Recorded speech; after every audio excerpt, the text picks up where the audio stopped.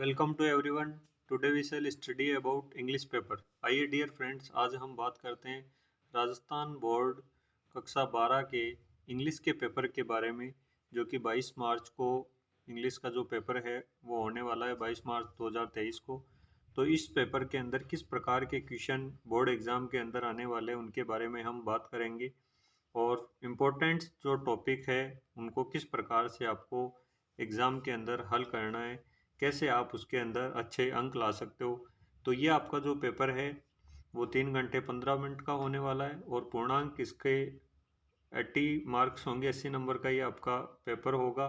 तो यहाँ आज हम हल करेंगे एक इम्पोर्टेंट जो टॉपिक है आपका एक्सप्लेनेशन का, उसके बारे में कि explain any one of the following stanza with reference to context. और ये क्वेश्चन आपके 6 नंबर का आएगा, यानी कि 6 मार्क्स इस क्वेश्चन के लिए निर्धारित किए गए। और ये क्वेश्चन नंबर 12 आपको मिलेगा, इसमें आपको एक्सप्लेन करनी होगी।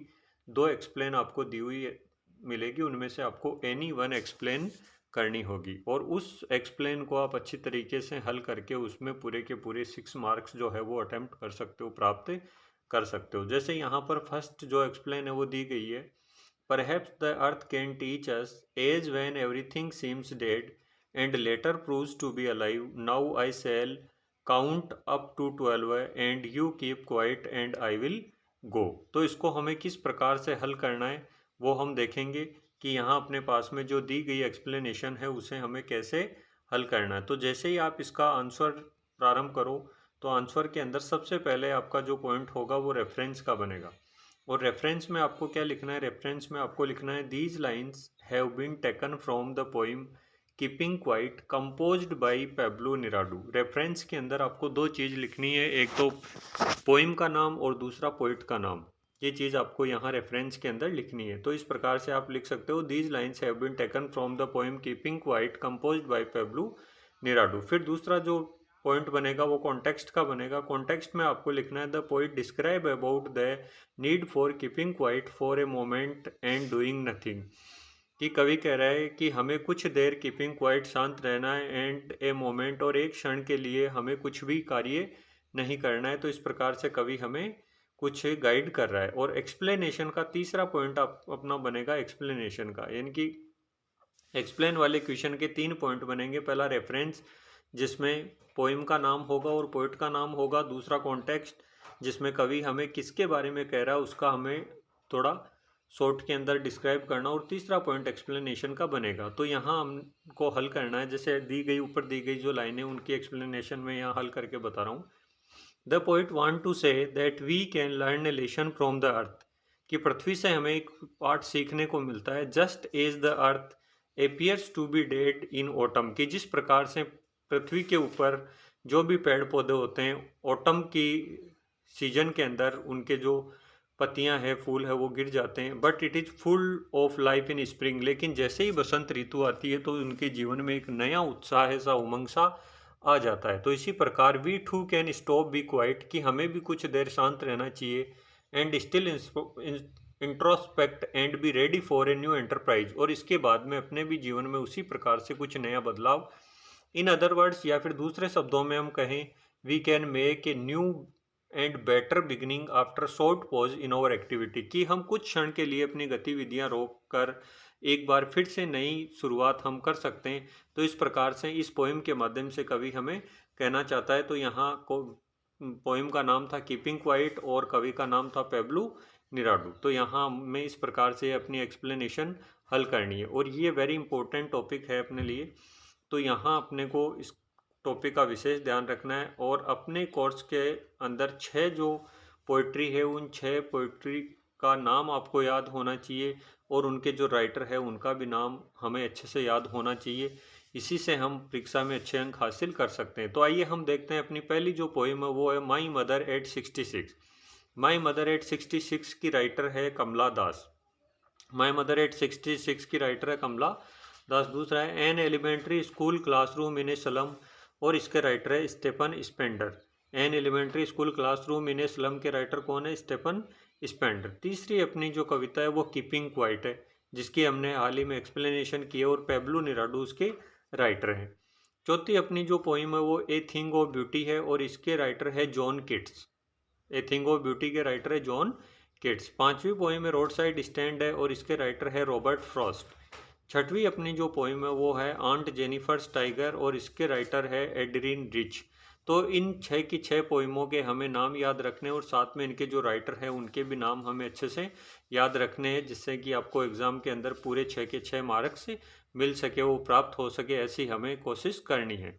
तो आइए हम बढ़ते हैं अपने अगले टॉपिक की ओर। इसके भी कुछ इंपॉर्टेंट जो क्वेश्चन है वो हम हल करेंगे। फ्रेजल वर्ब का अपने जो क्वेश्चन आएगा, फ्रेजल वर्ब के क्वेश्चनों को हमें किस प्रकार से हल करना है, तो कुछ इंपॉर्टेंट फ्रेजल वर्ब्स को मैंने यहाँ समझाया है और वो भी विथ एग्जाम्पल के माध्यम से। जैसे फर्स्ट अपने पास में ब्रेक अवे। तो ब्रेक अवे का अर्थ क्या होता है? ब्रेक अवे का अर्थ होता है छुड़ाकर भाग जाना। ब्रेक अवे का अर्थ होता है छुड़ाकर भाग जाना। जैसे यहाँ अपने पास में सेंटेंस दिया गया, the dog broke away and ran into the field. अब दो फ्रेजल वर्ब आपके पास में अलग अलग दी हुई है, उन दोनों में से आपको जैसे दिया गया जो ब्लैंक स्पेस है उसके अंदर फिल करनी होगी। तो यहाँ जैसे the dog blank space and ran into the field है, तो हम यहाँ ब्रोक अवे कर देंगे। ब्रोक अवे हम यहाँ क्यों करेंगे कि ब्रेक की सेकंड फॉर्म है ब्रोक, ब्रेक की सेकंड फॉर्म है ब्रोक, और यहाँ पर जो रेन है वो सेकंड फॉर्म के रूप में आ रहा है, यानी कि अपना जो ये सेंटेंस है वो पास्ट टेंस का हो गया। तो पास्ट टेंस का होने की वजह से यहाँ ब्रेक की जगह ब्रोक हो गया और यहाँ ये सेंटेंस बन गया, the dog broke away and ran into the field. तो आपको ये ध्यान रखना है, ब्रेक अवे का अर्थ होता है छुड़ाकर भाग जाना। फिर इसके बाद में दूसरी है ब्रेक डाउन। ब्रेक डाउन का अर्थ होता है मशीन का खराब हो जाना या बीमारी के कारण हताश हो जाना। ब्रेक डाउन के दो अर्थ हैं, मशीन का खराब हो जाना या बीमारी के कारण हताश हो जाना। जैसे यहाँ अपने पास में एग्जांपल है, he was going to Ajmer by car. He was going to Ajmer by car, it broke down on the way. जैसे वह कार से कहाँ जा रहा था? अजमेर जा रहा था। It broke down on the वे, लेकिन रास्ते के अंदर ही ये जो कार थी, गाड़ी थी, वो क्या होगी? ब्रोक डाउन हो गई। और ब्रोक डाउन होने का मतलब खराब हो जाना। ये भी ब्रेक की सेकंड फॉर्म है ब्रोक। ठीक है, इसका आपको विशेष ध्यान रखना है कि हो सके कई बार आपके एग्जाम में ब्रेक डाउन की बजाय ब्रोक डाउन आ जाए, तो आप वहाँ कंफ्यूज मत होना कि ब्रेक की सेकंड फॉर्म ब्रोक है और ब्रोक डाउन का अर्थ भी वही होगा, मशीन का खराब हो जाना या बीमारी के कारण हताश हो जाना। फिर तीसरी अपनी फ्रेजल वर्ब है ब्रेक ऑफ। ब्रेक ऑफ का अर्थ होता है अचानक रुक जाना या समाप्त हो जाना। अचानक रुक जाना या समाप्त हो जाना। इसका जो एग्जांपल है अपने पास में, जैसे she suddenly broke of in the middle of his speech, कि वह अपने भाषण में बोलते बोलते मिडिल में, बीच में अचानक रुक गई। और रुकने के लिए यहाँ ब्रेक ऑफ की सेकंड फॉर्म आई है, यानी कि ब्रोक ऑफ का यहाँ पर यूज हुआ है। तो इसके बाद में जैसे ही हम आगे बढ़ेंगे अपने अगले सेंटेंस की ओर, तो अपना अगला जो फ्रेजल वर्ब है वो है ब्रेक आउट। और ब्रेक आउट का होता है बीमारी, दंगे आदि का अचानक फैल जाना। कि कोई भी बीमारी या कोई दंगा अचानक फैल जाता है, कोई झगड़ा यदि अचानक हो जाता है, तो वहाँ ब्रेक आउट फ्रेजल वर्ब का प्रयोग किया जाता है। जैसे कि यह एग्जाम्पल है, कोविड-19 broke out in the world, कि संसार के अंदर अचानक ही जो कोविड-19 है, कोरोना जो वायरस है, वो फैल गया। तो यहाँ ब्रोक आउट जो है वो सेकंड फॉर्म के रूप में यहाँ आ गया। तो ब्रोक आउट जैसे जो कोरोना हुआ था, तो वो एक तरह से ब्रोक आउट ही था। तो यहाँ बीमारी, दंगा जो अचानक फैल जाता है, उसके लिए ब्रोक डाउन फ्रेजल वर्ब का प्रयोग किया जाता है। इसके बाद में नेक्स्ट जो फ्रेजल वर्ब है वो है ब्रेक इनटू। ब्रेक इनटू का मतलब होता है तालाबंद मकान या कमरे में ज़बरदस्ती घुसना या चोरी की नीयत से घुसना, तो भी यहाँ ब्रेक इनटू ही आएगा। जैसे the thief broke into the house and took away jewellery, कि जो चोर है वो घर के अंदर घुस गया और वहाँ से ज्वेलरी ले गया, आभूषण ले गया। तो इसका मतलब ब्रोक इनटू का मतलब वो ज़बरदस्ती घर या मकान के अंदर प्रवेश कर गया। तो यहाँ ब्रोक इनटू का मतलब हो गया कि घर के अंदर ज़बरदस्ती चोरी की नीयत से प्रवेश कर जाना। अब ब्रेक विथ का मतलब होता है मित्रता या संबंध तोड़ना, कि आपस में मित्रता है या कोई भी रिलेशन है उसको जब तोड़ देते हैं तो ब्रेक विथ का प्रयोग होता है। जैसे example, I can not think of breaking with him. I can not think of breaking with him, कि मैं उससे मित्रता तोड़ने के बारे में सोच भी नहीं सकता। और ब्रेक के अप का मतलब होता है विसर्जन करना या समाप्त हो जाना। ब्रेकअप का मतलब होता है विसर्जन करना या समाप्त होना। The meeting broke up in confusion, कि जो इस मीटिंग का आयोजन किया गया था वो एक कन्फ्यूजन के अंदर ही उसको ब्रोकअप कर दिया, यानी कि समाप्त उसको कर दिया, उसका कोई निष्कर्ष नहीं निकला, बिना किसी कंक्लूजन के ही उस मीटिंग को बीच में रोक देना पड़ा। अब इसके बाद में अगला जो अपना आता है वो आता है ब्रिंग, और ब्रिंग के बारे में हम देखते हैं कि ब्रिंग जो है वो किस प्रकार से होगा। तो ब्रिंग का फर्स्ट फ्रेजल वर्ब है ब्रिंग डाउन। ब्रिंग डाउन का मतलब होता है कम करना, यानी कि reduce. The government is trying to bring down prices, कि सरकार जो है वो कोशिश कर रही है कि बढ़ी हुई जो दरें हैं वस्तुओं की वो कम करें। तो यहाँ ब्रिंग डाउन हो जाएगा, यानी कि उनकी जो बढ़ी हुई जो कीमत है उसको कम करें। और ब्रिंग आउट का अर्थ होता है प्रकट करना या बाहर निकालना। ब्रिंग आउट का अर्थ हो गया प्रकट करना या बाहर निकालना। He will bring out my book on grammar. He will bring out my book on grammar, की जैसे वह मेरी पुस्तक को ग्रामर के ऊपर पब्लिश कर रहा है, प्रकट कर रहा है, तो यहाँ ब्रिंग आउट का प्रयोग किया जाएगा। तो ब्रिंग आउट का अर्थ हो गया प्रकट करना या बाहर निकालना। इसी प्रकार से ब्रिंग अप का मतलब होता है पालन पोषण करना। अब ये ब्रिंग अप थोड़ा वेरी इंपॉर्टेंट है आपके लिए। ब्रिंग अप का बहुत सी बार परीक्षाओं में प्रश्न पूछा जाता है। ब्रिंग अप का मतलब होता है पालन पोषण करना, लालन पालन करना। He has a large family to bring up, जैसे यहाँ पर दो ऑप्शन आपको मिलेंगे। कोई भी सेंटेंस मिल गया, जैसे he has a large family to, उसके बाद में ब्रिंग अप ऑप्शन मिल गया और ब्रिंग डाउन मिल गया, तो आप समझ जाओगे कि ब्रिंग डाउन का मतलब तो कम करना होता है, लेकिन ब्रिंग अप का मतलब होता है पालन पोषण करना, तो वहाँ पर ब्रिंग अप ही हम यूज करेंगे। इसी प्रकार से जैसे ही हम आगे बढ़ेंगे तो अगला फ्रेजल वर्ब मिलेगा अपने को ब्रिंग फॉरवर्ड। और ब्रिंग फॉरवर्ड का मतलब होता है प्रस्तुत करना, दिखाना या आगे ले जाना। तो यहाँ हो जाएगा इसका, जैसे सेंटेंस है the suggestion brought forward by him were rejected, कि जो सुझाव उसने दिखाया या प्रस्तुत किया उसको रिजेक्टेड कर दिया, यानी कि निरस्त उसको कर दिया। ब्रिंग ऑन का मतलब होता है पैदा करना। ड्रिट ऑफन ब्रिंग्स ऑन डिजीजेज, की जो गंदगी है वो कई बार बीमारियों को उत्पन्न करती है, पैदा करती है, गंदगी से बीमारियां फैल जाती है। तो ब्रिंग ऑन का मतलब क्या हुआ, पैदा करना। फिर जैसे ही इसके बाद में हम आगे बढ़ेंगे तो कैरी की फ्रेजल वर्ब हमें मिलेगी, जैसे कैरी ऑन का मतलब होता है जारी रखना, यानी कि continue. You can carry on your work without fear, कि आप बिना किसी डर के अपने कार्य को आगे तक जारी रखो, तो ये हो गया कैरी ऑन। कैरी ऑन का मतलब होता है जारी रखना। कैरी ओवर का मतलब होता है स्थगित करना, यानी कि पोस्टपोन्ड कर देना।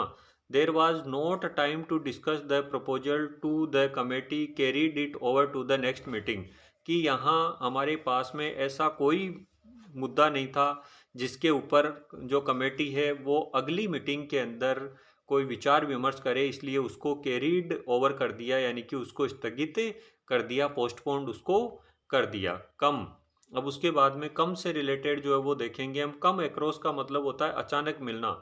Meet by suddenly, come across का मतलब हो गया मीट बाई सडनली, यानी कि अचानक मिलना। While I was going to market I came across an old friend of mine, कि जब मैं बाजार में जा रहा था तो अचानक मैं मेरे पुराने मित्र से मिल गया। तो अचानक किसी से यदि आप मिलते हो तो कम एक्रॉस का प्रयोग वहाँ कर सकते हो। और केम एक्रॉस यहाँ आया है, क्यों आया है, क्योंकि यहाँ पर सेकंड फॉर्म का प्रयोग यहाँ किया गया है, इसलिए कम का यहाँ केम हो गया। अब इसके बाद में जैसे ही हम कम से रिलेटेड फ्रेजल वर्ब में आगे बढ़ेंगे तो हमें मिलेगा कम ऑफ, और कम ऑफ का मतलब होता है समाप्त होना। जैसे the function comes of next Sunday, की जो कार्यक्रम चल रहा है वो अगले संडे को कम्स ऑफ हो जाएगा, यानी कि नेक्स्ट संडे को वो समाप्त हो जाएगा। और कम इनटू का मतलब होता है उत्तराधिकारी के रूप में प्राप्त होना। जैसे at his father's death he came into only A small house, की उसको अपने पिता से उत्तराधिकारी के रूप में एक छोटा सा घर मिला। और इसके बाद में जैसे ही हम आगे बढ़ेंगे तो कम अप का हमें फ्रेजल वर्ब मिलेगा, और कम अप का मतलब होता है उठना, राइज अप।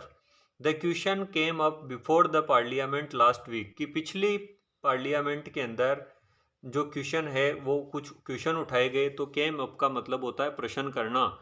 और गेट बाय का मतलब होता है प्रयास पूर्वक प्राप्त करना, कि कुछ भी जो आपको कठिन परिश्रम करने से प्राप्त हुआ है तो उसका फ्रेजल वर्ब बनता है गेट बाय। जैसे work hard to get by this job, कि इस जॉब को प्राप्त करने के लिए उसने बहुत प्रयास किया है, बहुत मेहनत की है।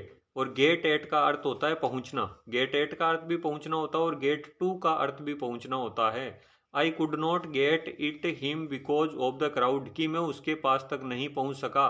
क्यों नहीं पहुंच सका? क्योंकि वहां पर बहुत ज़्यादा भीड़ थी, इसलिए मैं वहां तक नहीं पहुंच चुका। गेट आउट ऑफ का अर्थ होता है बच निकलना। गेट आउट ऑफ का अर्थ क्या होता है? बच निकलना। जैसे you were lucky to get out of his clutches, कि वह उसके बंधन से बाहर निकल गया, वो बड़ा ही सौभाग्यशाली है। तो गेट आउट का मतलब क्या हुआ? गेट आउट का अर्थ होता है बचकर निकल जाना, किसी मुसीबत से बाहर आ जाना। तो आशा करता हूँ आपको ये दिया गया फ्रेजल वर्ब और एक्सप्लेनेशन का जो क्वेश्चन है वो आप अच्छे से हल कर पाओगे और इसमें अच्छे अंक आएंगे। उसके लिए आपको बहुत बहुत धन्यवाद। Thank you so much.